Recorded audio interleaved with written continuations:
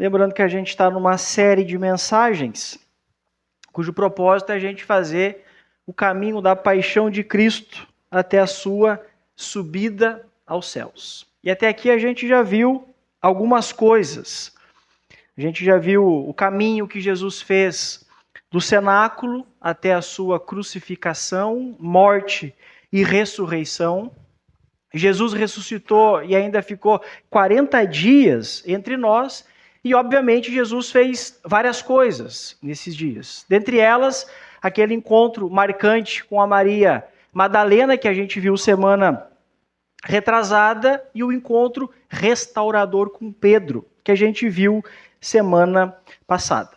É óbvio que Jesus fez várias outras coisas. Então, futuramente, a gente volta a essa série para passar por mais eventos que aconteceram dentro desse período. Hoje a gente vai entrar na ascensão de Jesus. E como é bastante coisa, a gente vai dividir a ascensão de Jesus em 2 domingos. Hoje a gente vai ver por que foi necessário Jesus subir aos céus. Será que ter ficado não era uma alternativa melhor? A gente vai ver isso hoje, e aí na semana que vem a gente vai ver o evento da ascensão e as últimas palavras de Jesus. Para hoje, abra a tua Bíblia no Evangelho de João, capítulo 14.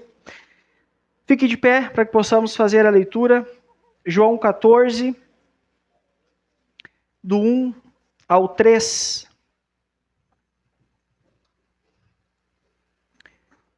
João 14, do 1 ao 3. Ouçamos com fé a palavra do Senhor, que diz assim: Não se perturbe o coração de vocês. Creiam em Deus, creiam também em mim. Na casa de meu pai há muitos aposentos.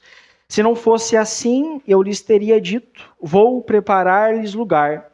E se eu for lhes preparar lugar, voltarei e os levarei para mim, para que vocês estejam onde eu estiver. Vamos ao Senhor em oração. Senhor, obrigado pelo teu amor, pela tua bondade, pelas tuas infinitas misericórdias que se renovam a cada manhã. Obrigado pelo privilégio que nós temos de estarmos aqui nessa noite para ouvir a tua voz. Fala, Senhor, ao nosso coração, ilumina a nossa mente, abre o nosso coração. Que tudo possa redundar em glórias a ti e na edificação do teu povo. Em nome de Jesus. Amém. Podem se assentar. Irmãos, Jesus aqui em João capítulo 14, eles estão reunidos no cenáculo e é a última refeição de Jesus.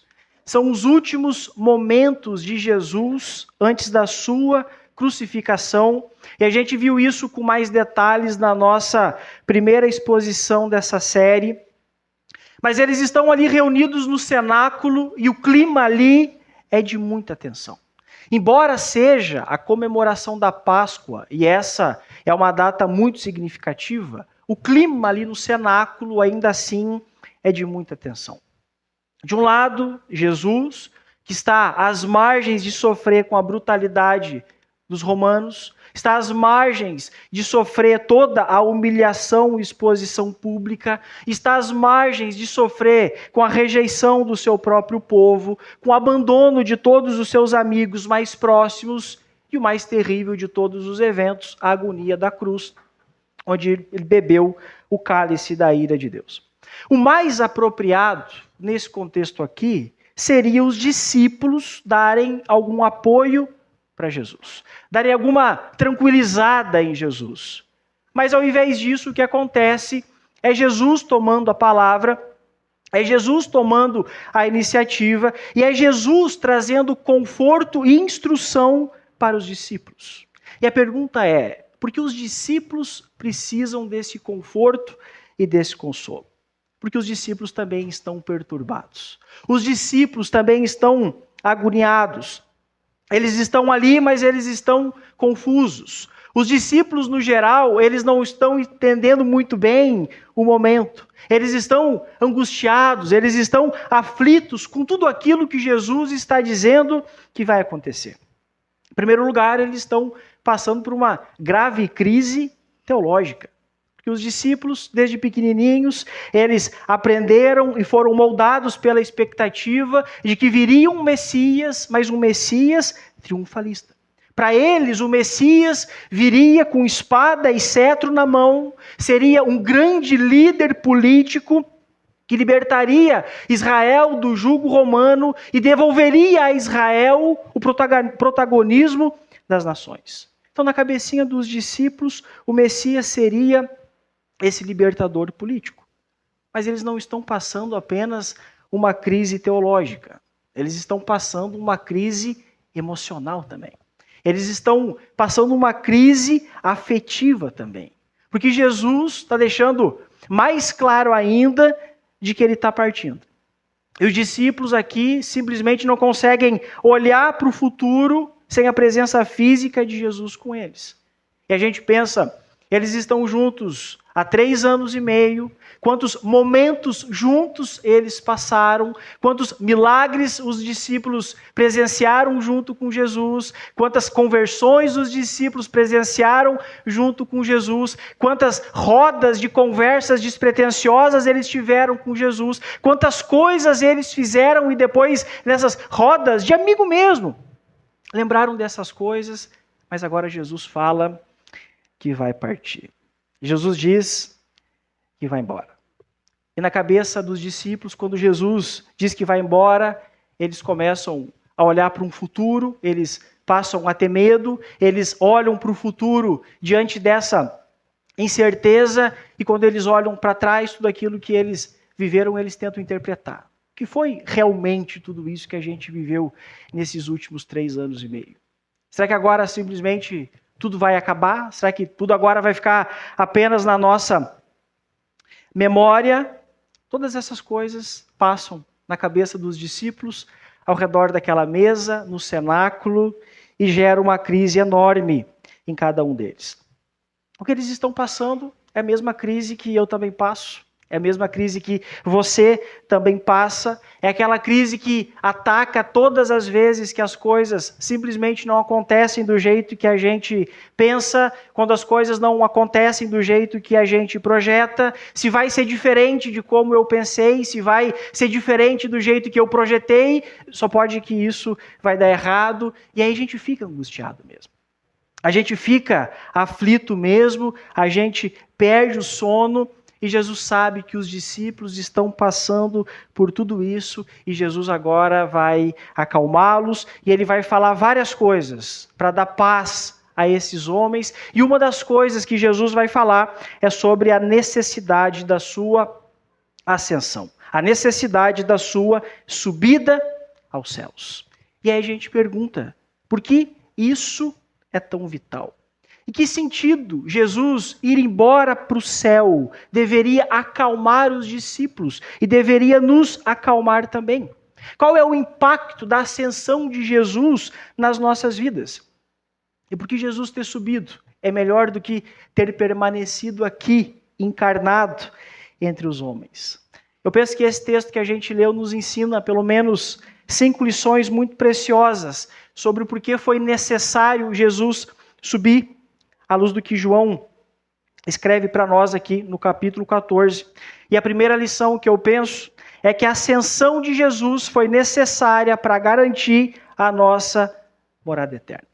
Eu acho que um dos erros mais comuns nos dias de hoje, inclusive de muitos cristãos, e talvez também seja uma das principais fontes de ansiedade, é a gente viver como se a nossa morada eterna fosse aqui. A gente organiza a vida como se tudo começasse e tudo terminasse desse lado aqui da realidade. A gente projeta, a gente se preocupa, a gente se desgasta. E no fundo, o que está por detrás de tudo isso, dessa inquietação, dessa tentativa que a gente tem de transformar essa morada aqui provisória em um lugar permanente. Mas esse não é o nosso lar definitivo. Esse aqui não é o nosso lar permanente. E é interessante que Jesus, sabendo que os discípulos estão com a mente enraizada aqui, o motivo por detrás de toda essa inquietação dos discípulos é porque eles estão com a mente enraizada aqui. Eles estão perturbados, eles estão confusos, inseguros com a ideia de que Jesus vai partir. E Jesus chama a atenção deles para que eles voltem os seus olhos para a verdadeira morada eterna. É o que Jesus diz aí no versículo 2. Na casa de meu Pai há muitas moradas. Jesus está mostrando para os discípulos que a sua partida, de forma alguma, deve representar um afastamento. Que a sua subida aos céus, de forma alguma, deve representar um abandono, mas um passo a mais na grande história da redenção cósmica. Jesus sobe aos céus não para se distanciar de nós, não para nos deixar à própria sorte, à nossa própria vontade, mas Jesus vai para garantir a nossa morada eterna. E essa morada eterna, guardada e preservada no Senhor, não é simplesmente um lugar melhor. Não é uma espécie de férias ou um refúgio celestial onde as coisas vão ficar apenas mais confortáveis. Um lugar onde eu não vou ter todo dia 5 um mísero boleto para pagar. Não é disso que Jesus está falando. Mas quando Jesus fala na casa de meu Pai, ele está falando de um lugar e de um estado de comunhão plena. Ele está falando de um lugar e de um estado de uma comunhão perfeitamente restaurada com Deus e definitiva.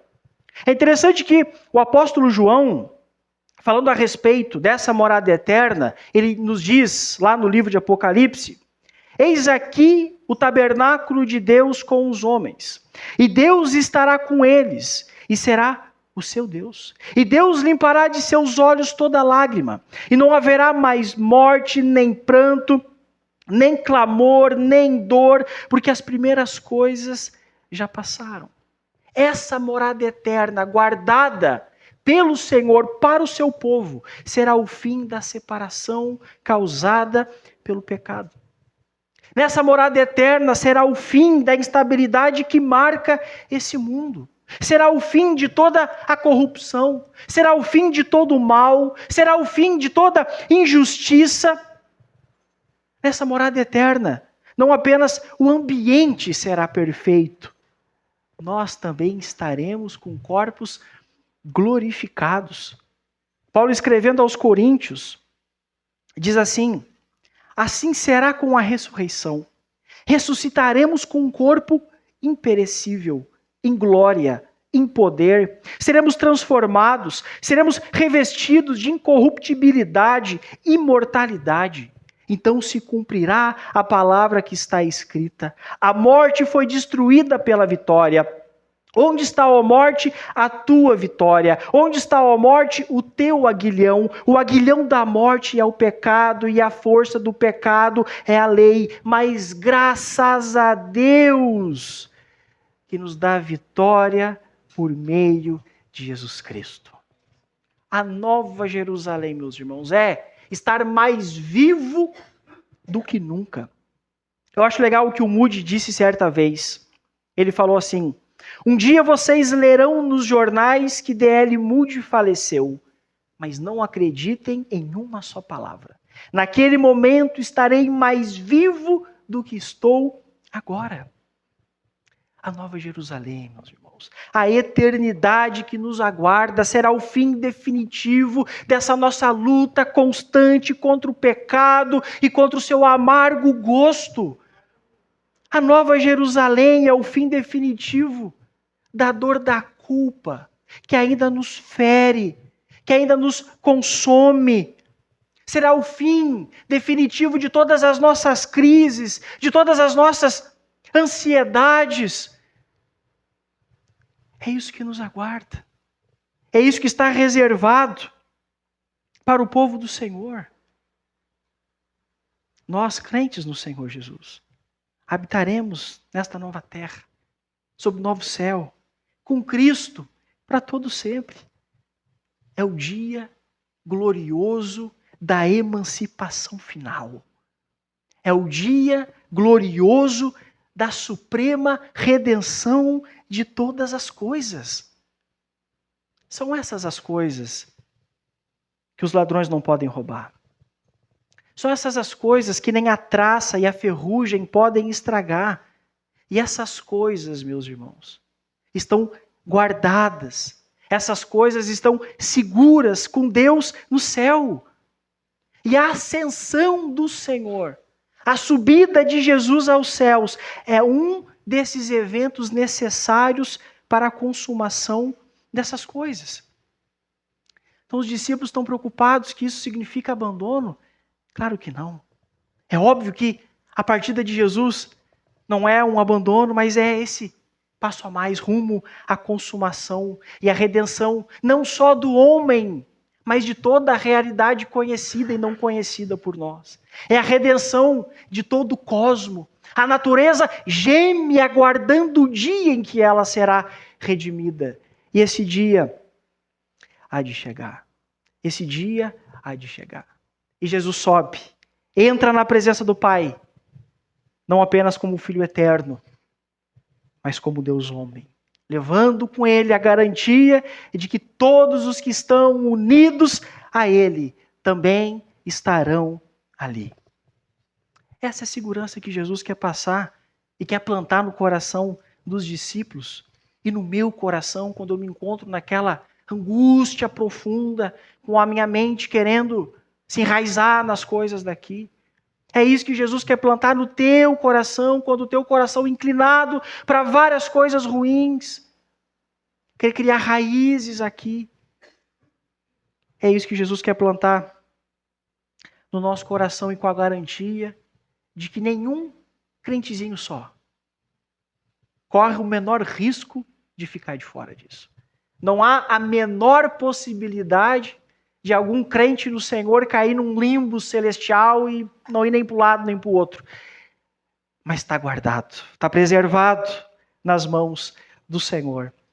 A obra de Cristo é suficiente, o lugar está garantido.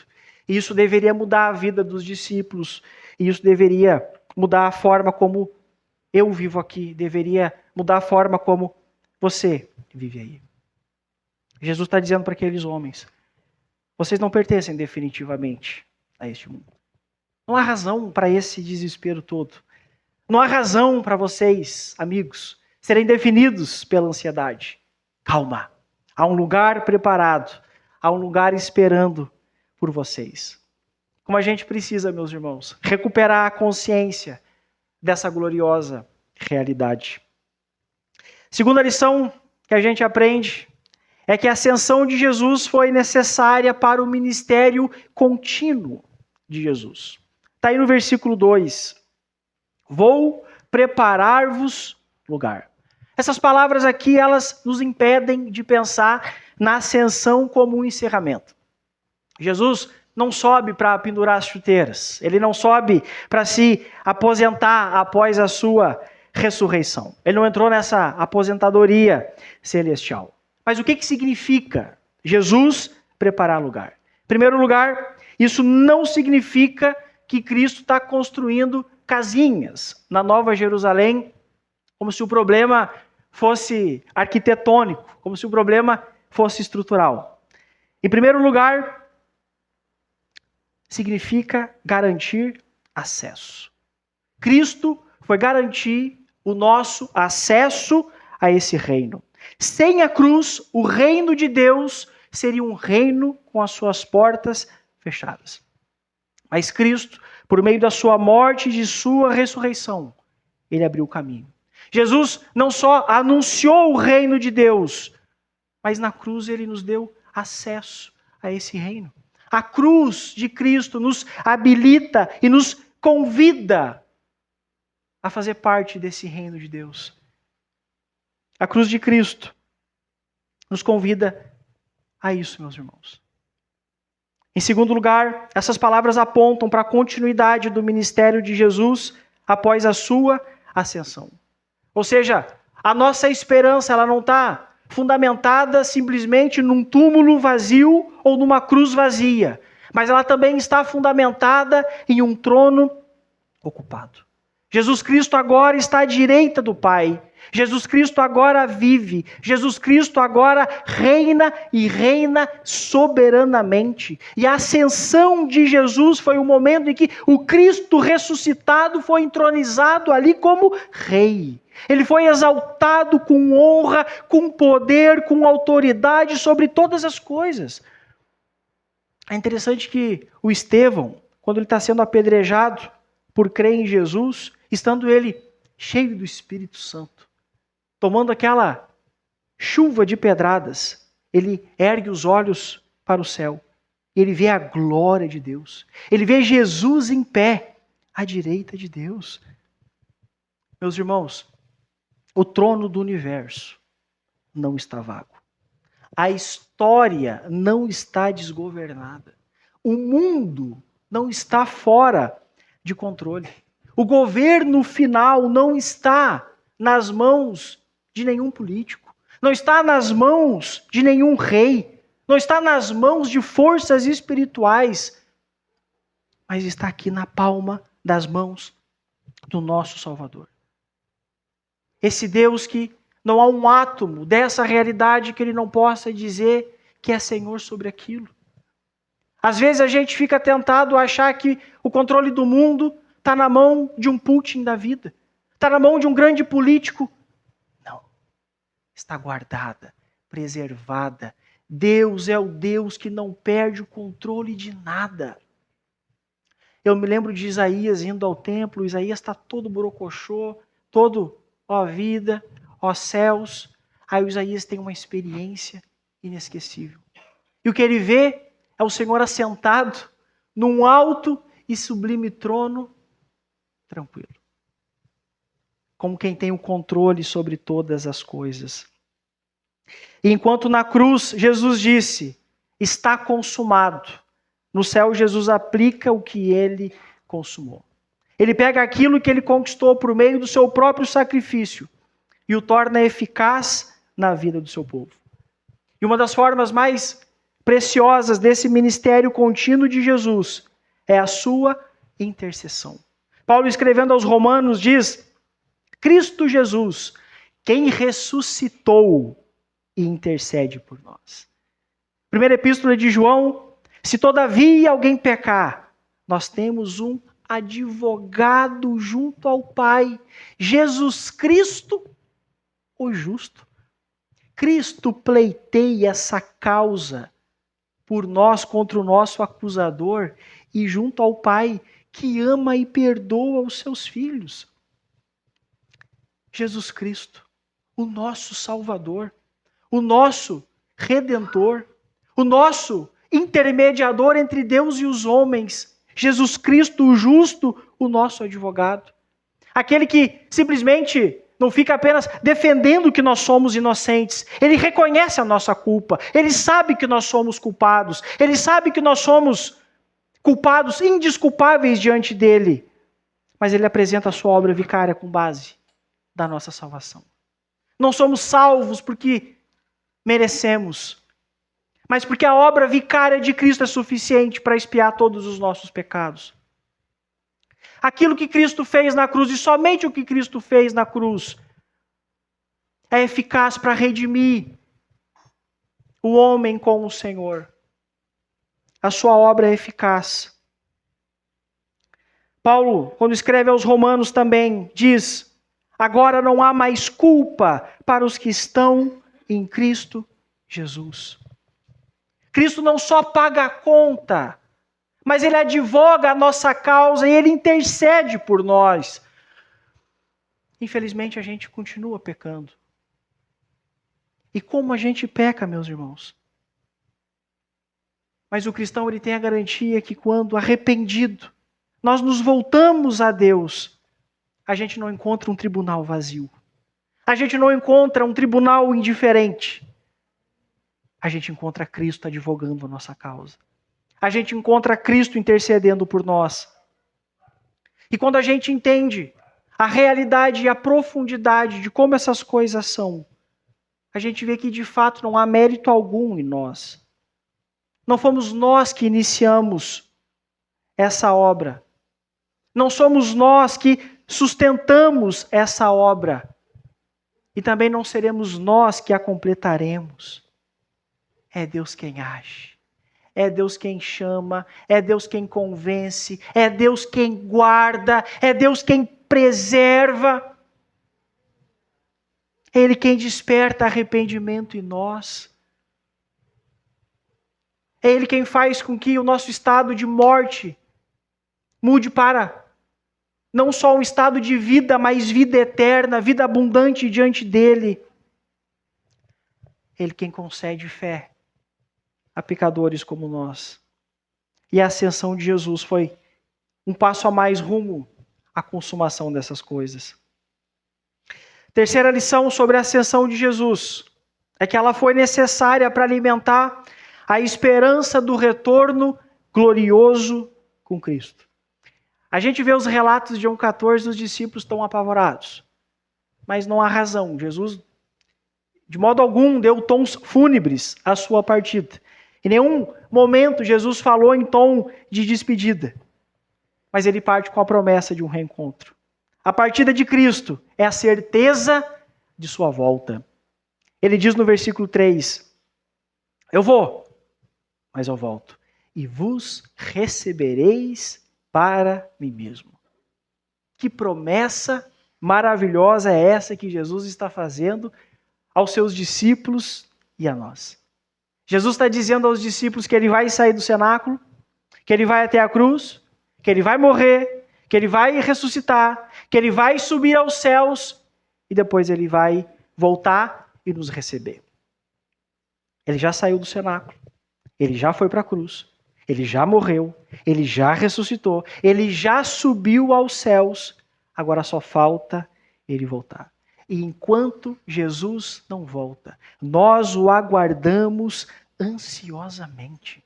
As Escrituras repetidamente reclamam a nossa atenção para esse glorioso dia.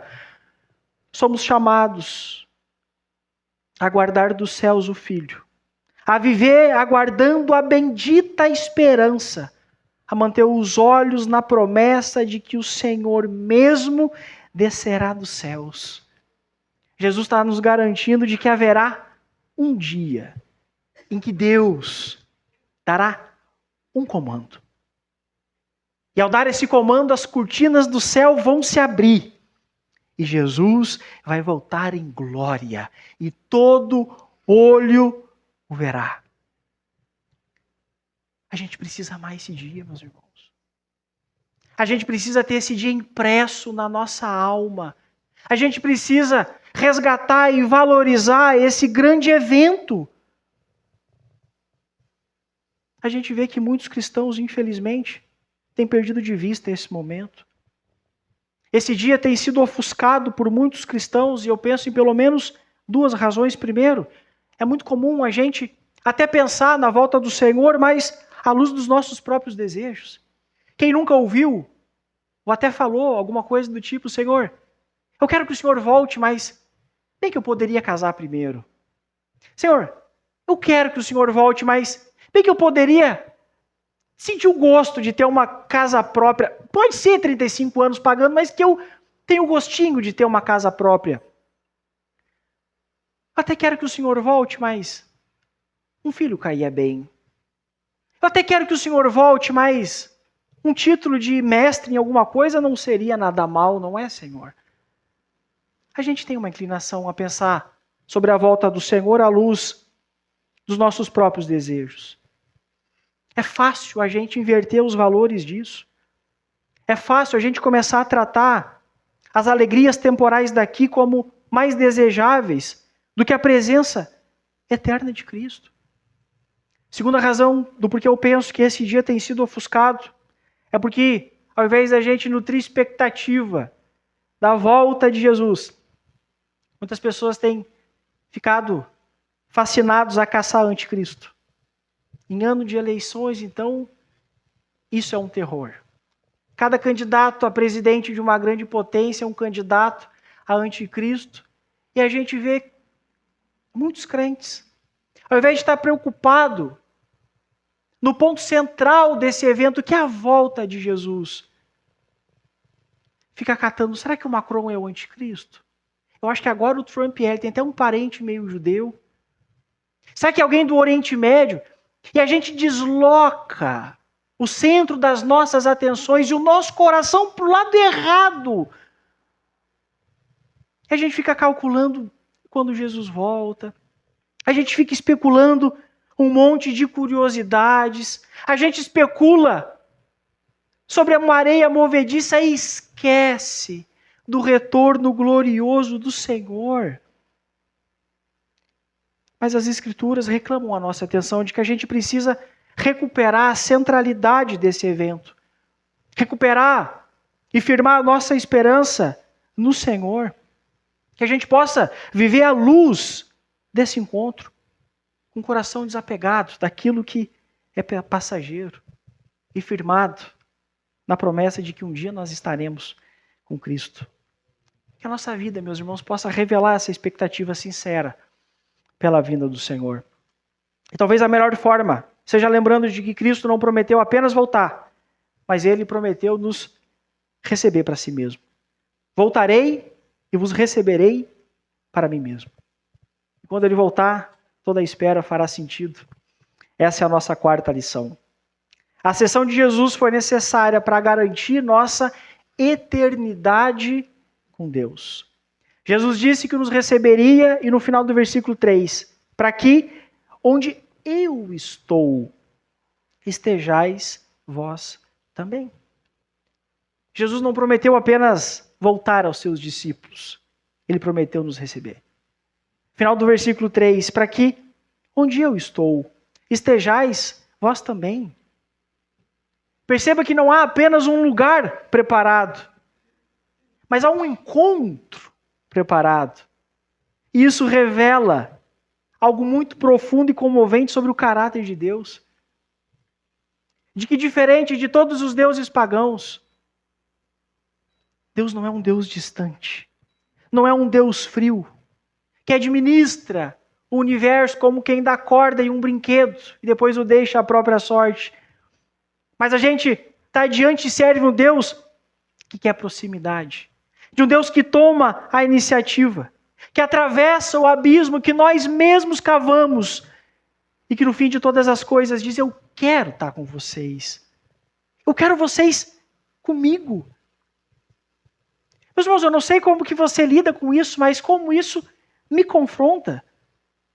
Porque várias vezes eu me pego pensando na Nova Jerusalém, mas com as intenções erradas.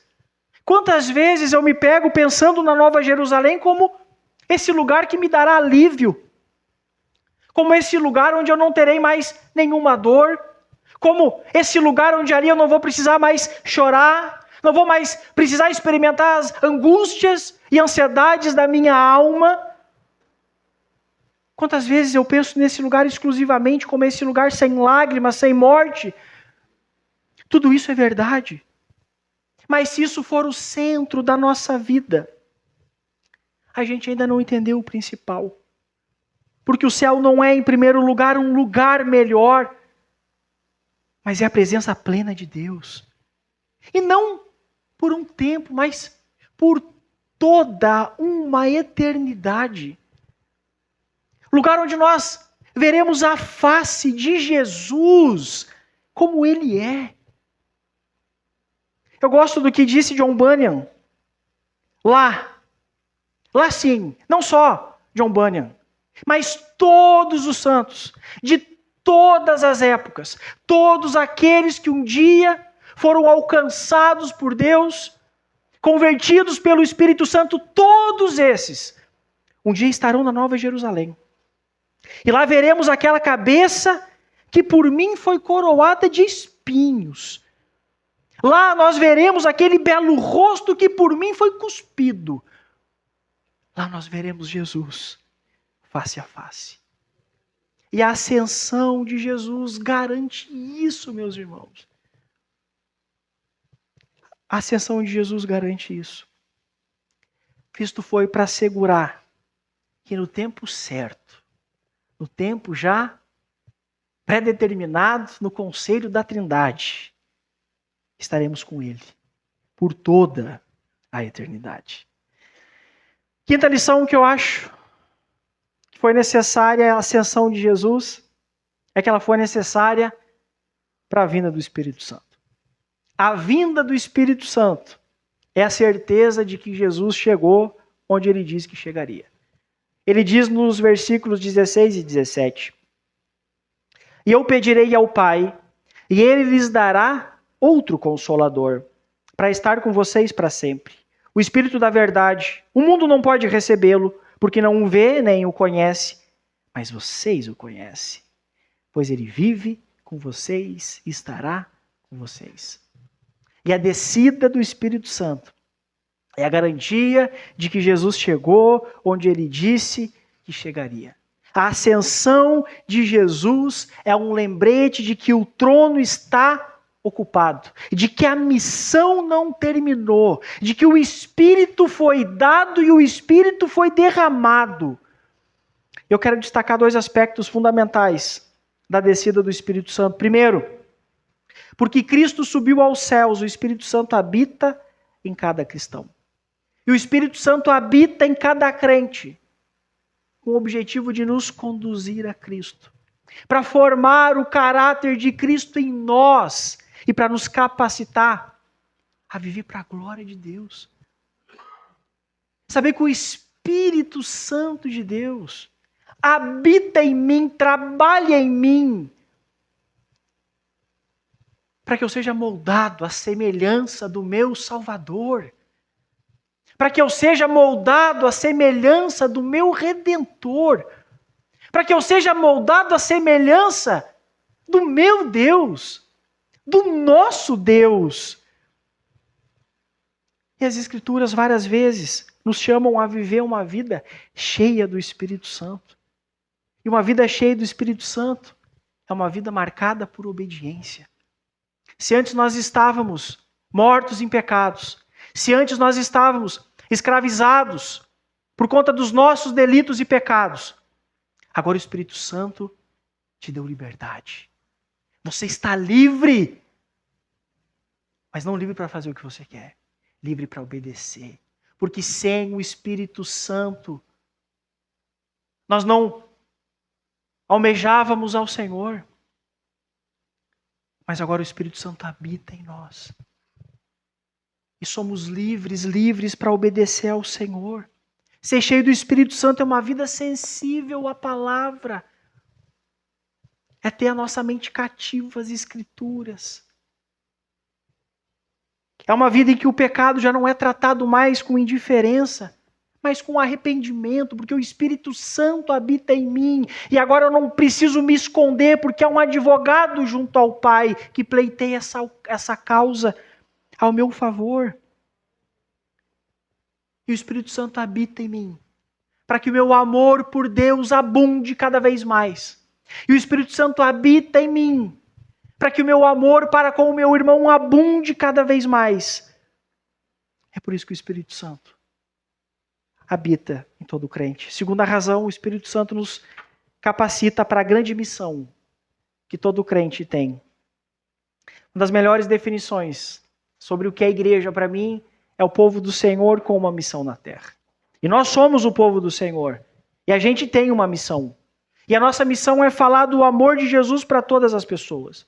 É falar da necessidade que as pessoas têm de crerem no Senhor, de arrependerem dos seus pecados e de que elas precisam exclusivamente de Jesus. E o Espírito Santo nos capacita para essa missão. É somente isso para explicar o porquê os discípulos, depois de terem apanhado daqueles líderes religiosos, não desanimaram, mas ficaram felizes porque se acharam dignos de sofrer pela causa do Evangelho. É só o Espírito Santo nos capacitando para explicar o que aconteceu com aqueles dois jovens moravianos com pouco mais de 20 anos, com a vida toda pela frente, mas que quando eles ouviram falar de uma ilha nas Índias Orientais, onde milhares de africanos estavam ali escravizados por um ateu britânico e que era totalmente hostil ao Evangelho, esse homem, dono dos escravos, proibia a entrada de qualquer missionário. Esses dois moravianos ficaram sabendo disso, foram profundamente impactados, homens e mulheres vivendo e morrendo sem jamais ouvir sobre o amor de Cristo. Fizeram contato com o dono da ilha e perguntaram se poderiam ir para lá como missionários.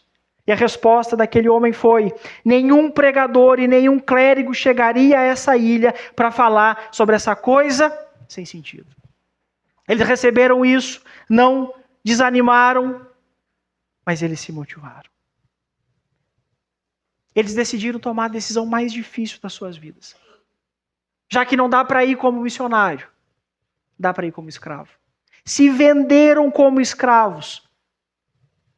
Eles poderiam suportar o fato de ter os seus últimos dias como escravos, mas não suportariam em saber que mais de 3.000 africanos iriam para o inferno sem ouvir o evangelho. O valor da venda deles custeou toda a viagem até a ilha.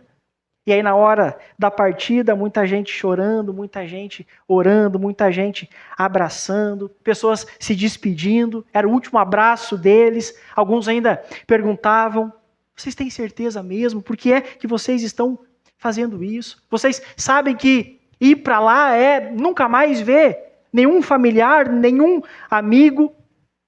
Mas eles decidiram, eles foram. E aí, quando o barco estava se afastando do porto, os 2 jovens levantaram as suas mãos e declararam em voz alta: para que o cordeiro que foi imolado receba a recompensa por seu sacrifício através das nossas vidas. Depois da partida desses 2 jovens moravianos, não se tem um documento falando sobre o que aconteceu. A gente sabe que eles chegaram. E só os céus há de revelar para nós quantos africanos foram salvos, porque esses homens decidiram pregar Cristo. Isso não é o Espírito Santo te impulsionando, meus irmãos, tu não vai. Se não é o Espírito Santo habitando e te capacitando, você não vai. E esses eventos são a prova de que o Espírito Santo foi dado e derramado. Não há a menor possibilidade da igreja subsistir sem que o Espírito Santo tivesse sido derramado. Jamais teríamos a condição de preservar por milhares de anos algo como o Evangelho. Mas sabe por que reinos se levantaram contra o Evangelho e hoje esses reinos a gente só estuda nas aulinhas de história? Porque é o Espírito Santo que nos capacita. Porque é o Senhor que tem o controle da história. Essa história que não vai para lado algum, não seja da vontade do Senhor. Eu sei que às vezes a gente não entende porque a história tem tomado certos cursos. Mas eu sei também que está em boas mãos. Está nas mãos do Senhor. Embora eu não entenda aqui, e também não faz muita diferença se eu entendo ou não entendo. Somos chamados a crer. Somos chamados a confiar, isso só é possível porque o Espírito Santo foi derramado. E para isso ter acontecido, Jesus precisaria subir. Essa é a maior necessidade da nossa vida, meus irmãos. Cristo. Eu sei que daqui a pouco a gente vai para casa, amanhã começa uma semana cheia de um monte de coisa, trabalho, escola. A gente vive num mundo que valoriza tantas coisas, valoriza o dinheiro, valoriza a estabilidade, sucesso, status. Muitas pessoas parecem dispostas a morrerem por isso. Mas um dia todas essas coisas vão se revelar insuficientes para sustentar o peso da culpa. Essas coisas elas podem até nos distrair, mas elas são capazes de nos redimir. Somente Cristo. Somente Cristo. Somente crendo no Senhor Jesus para que possamos alcançar a vida eterna. Essa é a mensagem do Evangelho.